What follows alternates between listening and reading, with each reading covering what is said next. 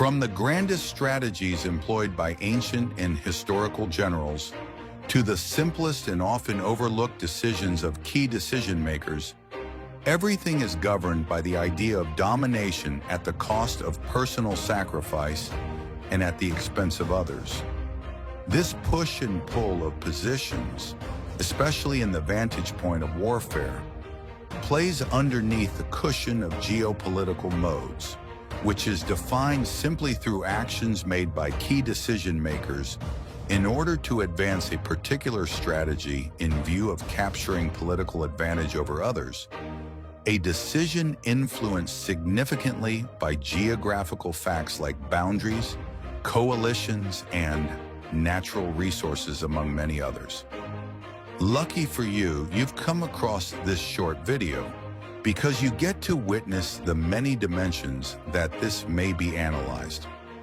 As a backdrop, let's consider the ongoing issue of the Chinese-Taiwan dispute, particularly the U.S.'s involvement with it. Being an island located 100 miles from the coast of southeast China, China has eyed the land as one of its provinces, claiming reunification through the One China policy after the historical retreat of nationalists in 1949 to the island after a bitter conflict with the Mao-led communist movement in the mainland. To date, the area has been marred with worry as China sends out clues of invasion through evident military drills. This geopolitical schism will be analyzed through the four physical dimensions of geopolitics, which, by the way, are land, sea, air, and space power. With these points of view, we will try to capture the ways in which the U.S., as the perceived global leader, practices involvement in the issue. Alfred Mayor Tahan's sea power involved controlling sea routes and maintaining a mighty navy to achieve national greatness and commerce security. Mahan emphasizes the strategic importance of naval strength for a nation's military and economic capabilities. He identified 6 principal conditions affecting sea power.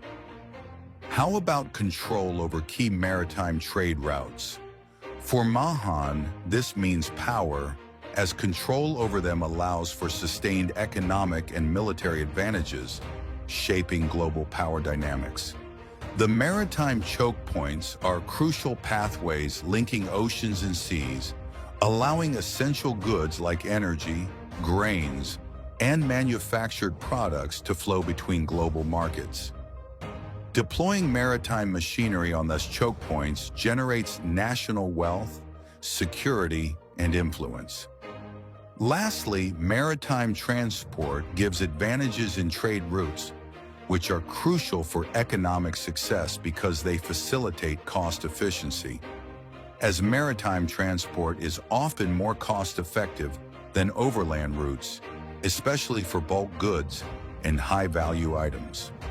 Strategic connectivity, as the major ports serve as hubs connecting global supply chains, enhancing trade efficiency and reducing transit times. Economic growth, as the maritime sector plays a role in economic development.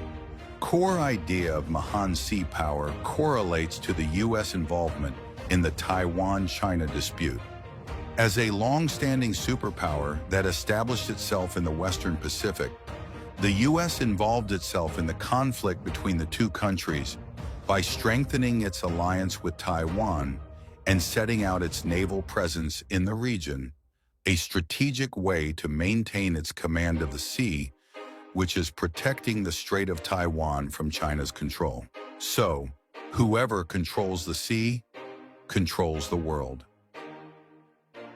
Sir Halford John Mackinder presented the concept of Heartland under the geographical pivot history before the Royal Geographical Society of London in 1904.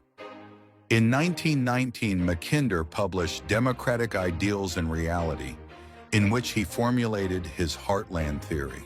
Mackinder's Heartland theory is summed up by the idea that controlling Eastern Europe leads to control of the Heartland, which enables dominance over the world island, which is composed of Europe, Asia, and Africa, and ultimately the world. This concept heavily influenced 20th century geopolitical strategies, particularly during the Cold War period. To prevent a dominant power like Germany or Russia from controlling the Heartland, efforts were made after World War I to break up their influence in Eastern Europe.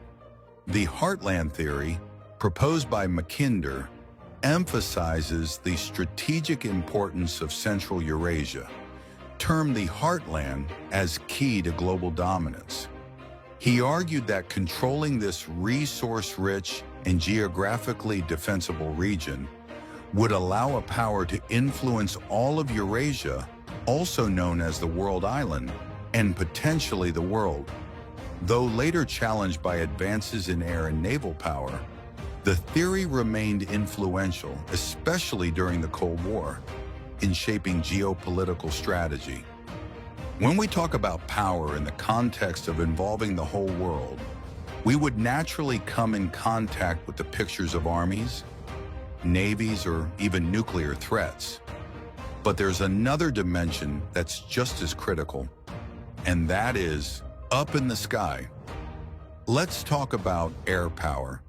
This dimension is not just about flying jets and airstrikes. It's about controlling mobility, projecting presence, and striking with speed and precision before the enemy can even blink. So how did air power gain prominence? Let's have a quick recap of the historic battle that happened in 1991, the Gulf War and the Operation Desert Storm. In just one night, US-led aircrafts blinded Iraq's defenses and hit hundreds of targets with its sophisticated speed and precision. That being said, what truly made this possible at that time wasn't just planes, it was space. The space technologies, to be exact. Satellites gave air missions their eyes, GPS-guided bombs. Real-time surveillance meant Iraq's army couldn't hide, even at night. Air power and space techs displayed perfect synergy and dominated the modern warfare, eliminating the need to occupy lands to establish deterrence against invading enemy forces. But here's the catch. Jets still need to land. Even the most advanced aircraft rely on runways, fuel, and proximity. And that's where geography and diplomacy meet. Allies like Japan, Guam, or the Philippines don't just offer friendship, they offer landing rights. This is the politics of air power. To control the sky, you still need the ground. Geostrategy in the Space Age by Everette C. Dolman explores how classical geopolitical theory extends into outer space, termed astropolitics. Dolman argues that just as sea and land power influence global dominance on Earth, space will serve as the next strategic frontier. In astropolitics, control of low Earth orbit is likened to controlling choke points like maritime straits, crucial for military and economic leverage. Strategic orbits such as geostationary and medium Earth orbit are vital for satellite operations and global communications. Dolman emphasizes Hohmann transfer orbits for efficient travel and Lagrange points as stable zones for positioning spacecraft without fuel expenditure. Dolman concludes that space dominance, much like historical territorial control, will define future political, military, and economic hierarchies. As nations race to expand their space capabilities, astropolitics is emerging as the new high ground of global strategy, reshaping power dynamics on a planetary scale. Both China and Taiwan have been employing space as a significant region in their conflict. China has rapidly advanced its space power through systems like Beidou and ISR satellites under its Strategic Support Force to enhance military operations and strategic deterrence. Taiwan, in response, is developing the Formosa T9 satellite constellation, secure low Earth orbit communication networks, and a national launch site to strengthen surveillance and defense capabilities. Most importantly, U.S.-Taiwan cooperation enhances Taiwan's space resilience and signals increasing strategic engagement in the face of escalating tensions with China. For what? The United States supports Taiwan to maintain technological superiority and regional stability amid rising Chinese space capabilities. As Dolman stated that space politics is the one who controls the space, controls the Earth.